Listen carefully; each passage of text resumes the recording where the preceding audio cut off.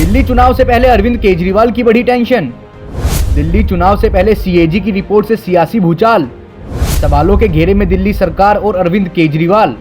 दिल्ली में चुनाव के ठीक पहले सामने आई सीएजी की रिपोर्ट ने अरविंद केजरीवाल सरकार को कटघरे में खड़ा कर दिया है।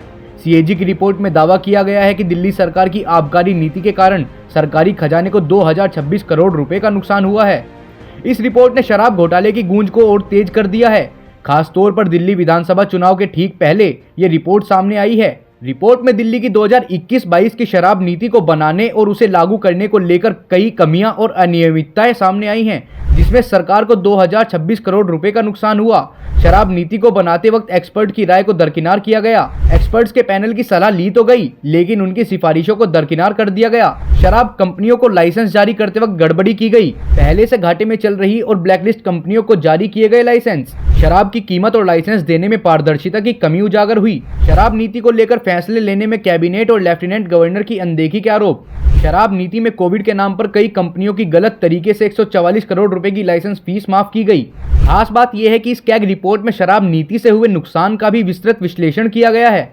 इस विश्लेषण में कोविड-19 को लेकर दी गई छूट और पुराने लाइसेंस को दोबारा रिन्यू न करने से हुए नुकसान को भी शामिल किया गया है। इसमें सरकारी खजाने को कैसे नुकसान हुआ, ये भी जान लीजिए।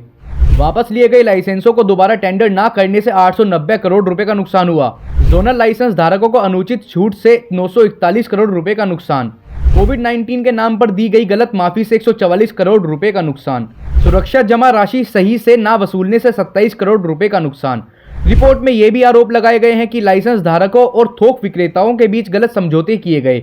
शराब की गुणवत्ता जांचने के लिए न तो टेस्टिंग लैब बनाई गई और न ही खुदरा दुकानों को समान रूप में बांटा गया। जाहिर सी बात है, इस रिपोर्ट से दिल्ली में चुनावी माहौल गर्म हो गया है। बीजेपी ने इस रिपोर्ट को हथियार बनाकर आम आदमी पार्टी पर सीधा हमला बोला है। उसने आरोप लगाया है कि इस नीति से जनता का नुकसान हुआ है, जबकि आप नेताओं को मोटा कमीशन मिला।